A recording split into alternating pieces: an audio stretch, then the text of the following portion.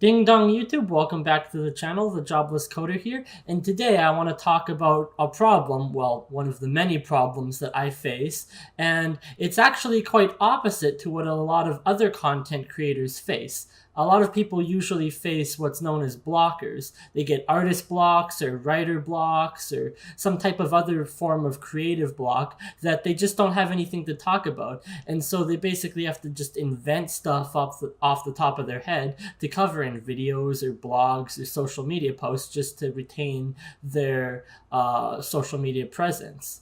The problem I face is actually quite opposite. I have far too many things on the go. So much so that I feel I have a million bajillion different things that I need to cover, or that I need to do, or that I need to work on throughout the day. And there just isn't enough time to do everything. I feel that I work like 36 hours a day, I sleep less than 3 hours every night, and I'm like the busiest person on the planet, which is very shocking to most people when they find out that I'm not even working a full-time job, because they're like, well, you should have all the time in the world then. Like, you should have more time than anybody else because you don't have that obligation to a 9 to 5 job or some place you have to be for 8 or 9 hours a day, and then you're usually transiting 1 or 2 hours there and back every single day. That's a time obligation that takes away from the opportunities that I have that most other people just don't.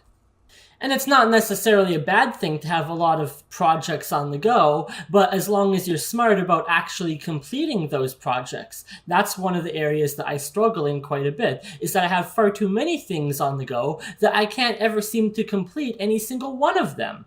And so I actually compiled a list. I'll show you on my computer in just a sec what's on this list. And you'll notice that almost none of this stuff is even fun. Most of it has to either do with financial situation or trying to find an alternative source of income or some means to get by or live day to day and essentially make money. I mean, this list does not contain things like playing Overwatch with my brother. This list does not contain things like playing the latest and greatest Xbox games. That stuff isn't on the list because it's just not that important at this point in my life. You will also notice that this list is entirely independent of anything else that a normal human being has to do from their day-to-day living situation, which includes sleeping, whatever little sleep I actually do find time for. It includes things like washing, cleaning up, and I mean, like, you can see this place is pretty messy and I have to clean it up, otherwise the landlord's probably gonna kick me out or something. I have dishes in the sink right next to the computer here. I can't show you because of the webcam.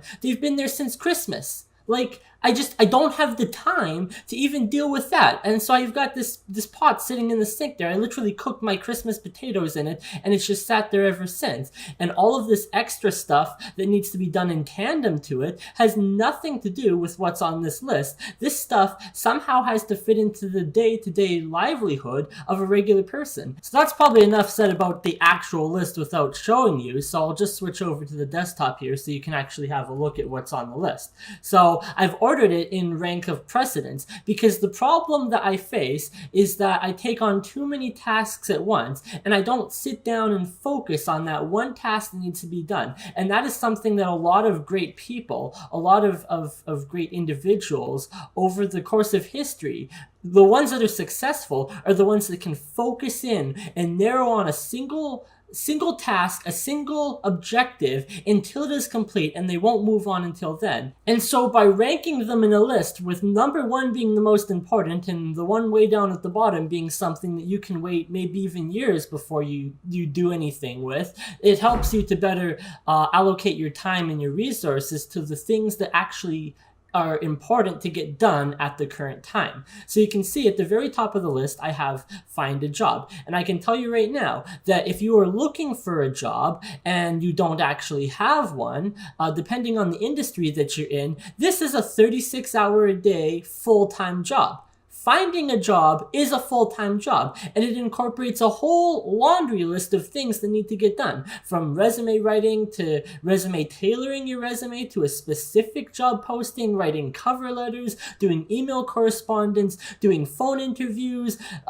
Maybe you're lucky enough that you get an in-person interview, then you have to show up to that too, and networking and messaging friends and neighbors and family and whoever, and even even if you get that desperate, going out and pounding door to door just to find out who needs their lawn mowed could be part of that finding a job. And so there's a lot of stuff entailed into that, and it can be quite a doozy, especially when you do the online applications, and then you have to fill out those online forms, and you have to go searching for the jobs, and you have to look at locations and salaries, and it's just an absolute nightmare. And so that is the number one most important thing right now, because I need a source of income to keep everything going, to keep my food going, to keep my rent going, to keep this brand that I'm building going. Everything costs money, and I need a job for that. And so going down to number 2 on the list, I've put Papa's PowerPoint presentation.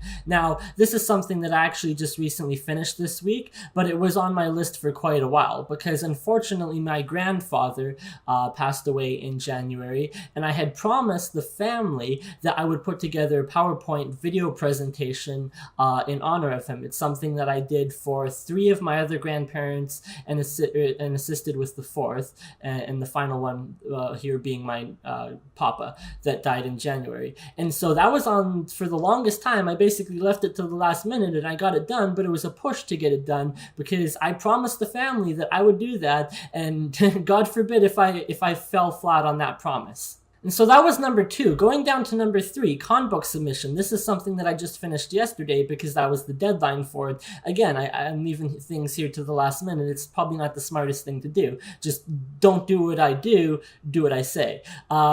This is something that's for an upcoming convention. They wanted people to do art for their conbook. It's not necessary, but I wanted to have my art in there because it's publicity for my art style. And if somebody notices it and likes it, then maybe they'll commission me and I can actually start making a little extra cash on the side doing that as well. And so I finished that, and that was probably a 40 or 50 long hour project, and I did the majority of the grunt work on that actually prior to just the last couple days that I've been working on it. And so going down, I've got number 4, building a brand, which is here, the Jobless Coder. And this is a monumental thing. I've never done this before, so I obviously have to do a bit of research on exactly how it works, and it involves a whole ton of things. They've got videos here for YouTube, writing the website blog. I've personally never used WordPress, but I have a lot of website and programming experience, so I kind of know the gist and the runaround of how things work.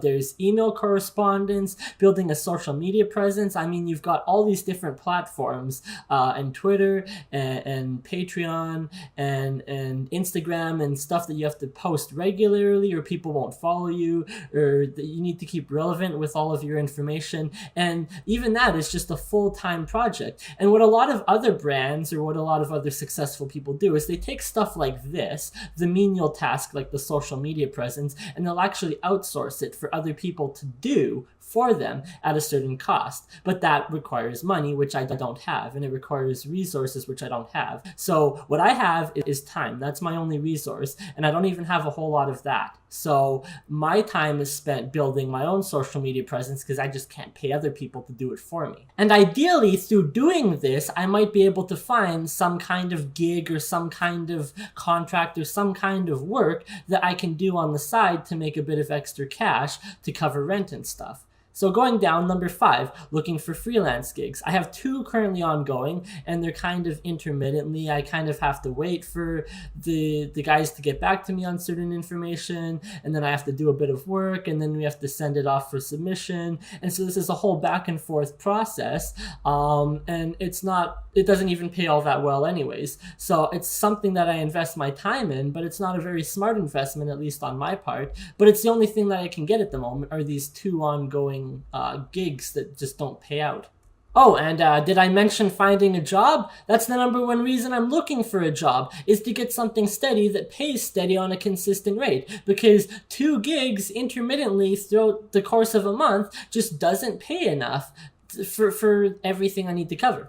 Number 7, video game trading. This is something I started back in November. I'm going to make some videos on it and some of the success that I've had with it, and I'd say some of the failures I've had with it too. But essentially, I buy video games at discounted rates, either locally or in the store when they're on sale, and then turn around and sell them for near full price or maybe just under full price on eBay. And so that requires a lot of things. It requires making eBay posts, it requires making Craigslist posts, it requires posting on on Facebook buy and sell and all of these different places that you can buy and sell things, Kijiji. It requires messaging people. It requires setting up dates and times for people to come and pick up stuff, or maybe you have to go there and drop off stuff, or you have to go pick up something yourself, and all of that is a time investment.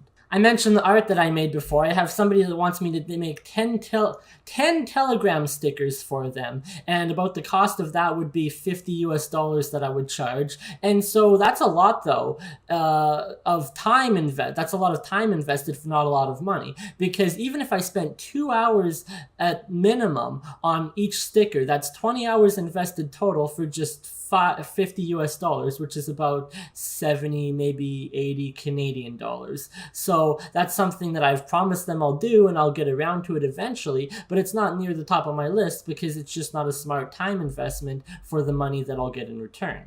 Also, art commissions. That's just not only doing art for people, but going out and trying to find other people and asking around the community and finding out, hey, does anybody want to get this art from me? Maybe it's being creative and coming up with something that they can just insert their character into and then pay you for it. So going down further, I've got panel information presentation. Again, this is going back to the convention, which I may not even be able to attend, depending on how my financial situation looks over the next month. But if I am, I've committed to doing 2 panel presentations, which is essentially like a class that you would teach on a specific subject. So I'm covering 2 different subjects during this convention if I'm allowed to go. I'm actually in the process of writing a book. I'm in the process of writing 2 books, to be honest. I'm going to be writing a book about all of the job stuff and the job hunting and the resume writing that I've done over the last couple years here, the job scams that I've faced, some of the things I've learned and that I think a lot of other people should know so that they don't have to face themselves. And so the one book, I think I'm going to be calling it, I Can't Get a Job, So I Wrote a Book Instead. That's probably going to be the title of the book. And then the other book I'm writing about is actually about UFOs, because I'm a pretty big UFO buff and I did a lot of research and history in my when I was younger, I did a lot of research into it, and it was something that I started a university club on campus when I was at university, and it ended up being one of the best new clubs on campus, and I would teach weekly lectures on various subjects in the field of ufology. So I'm writing a book on the science of ufology, going into all of those areas and pointing out the scientific evidence and proof that actually exist. And so those are 2 books that I'm writing in the process. And again, that's something that I could hire other people to do for me. I could give them a basic outline of all of the information they would be required, and they would all do the fancy editing and the book title and everything like that. But again, you need money to do that. So because I don't have the money, I spend the time myself invested in it. I have a friend who has a very good idea for a startup website that I'm actually currently working on. I've done a bit of work on it. I haven't touched it in probably a couple weeks now, but I think it's a very, very good idea. And it's simplistic, so it's easy to get up and get set up and implement. And I think it's something that a lot of people would find fairly useful. I don't want to go into too much detail on what it is, because anybody watching this video would know that I just don't have the time to work on it. So they could just come in and full-time dedicate themselves to building a clone of it, and they would be up and running before we ever could. But it's something that I'm working on for a friend. Upcoming mobile game. I have a mobile game that I've been building for over 2 years now, but that's very, very loosely I put it in the term of building for 2 years, because it's on and off, and it's mostly off. And I want to maybe get a Kickstarter campaign running with that, but that requires making videos and trailers and stuff about the game and showcasing images and screenshots so that people even know what you're building. And then obviously you have to still finish the game as well. And so if that ever gets done, then I'll have a 5th game to add to my 4-game collection in the App Store. I have a Unity 3D game from a game jam that I did back in January, and it actually turned out really well. I think there's a lot of potential for it to go somewhere, but essentially the way game jams work, if you've ever been to one of them, is that afterwards everybody kind of just abandons it because it's a silly fun game that you made over the course of a weekend, but I think it's cool and it could have potential. It's along the lines of a party game, like Jackbox style game, which is pretty popular and in the now and then. So it could go somewhere. I put down here UI for D-Wave. D-Wave is a quantum computer company that I would like to eventually work for one day, but they basically require a PhD to get into the company, or that level of intelligence. And so that's something I don't have, but they also have a fairly basic rudimentary Python program that you can get up and running, and it's all just text editor and stuff like that. So I thought, oh, maybe if I built a UI that was simple and people liked it and used it, then I could actually get noticed from this company, and maybe that would be a way into it eventually. But again, that's something that takes time to code and design and implement and bug fix and maintain the repository, make sure everything is all open source. All of that stuff is a time commitment.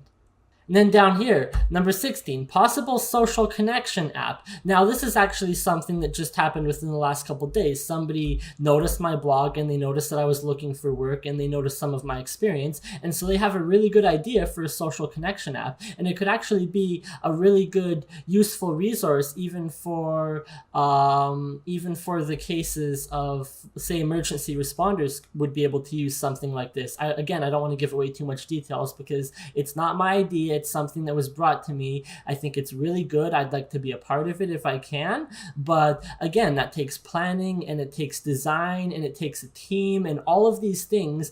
And it takes time and it definitely takes money. And it's something that I won't be able to do if they can't pay me. Now, if they offer to pay me like from day one, if I start coding it for them, then maybe I'll just sit down and do that full time for the next 23 days or whatever and make a little bit of money. But until then, again, I'm trying to find a source of income here. And so I put number 17 on the bottom of the list, porn, with a few question marks next to it. Because, you know, I'm at the point that I honestly need to go down any path that is available. And porn pays money. It's the freaking honest truth. But if it's something that pays, I have no moral obligations against it. I have nothing wrong with sex work. But again, it's something that takes time. You want to make porn videos, or even if they're amateur porn videos, you want to take porn pictures, all of this stuff, it takes time. And so again, I am exploring absolutely every single option that is available on this planet for making money.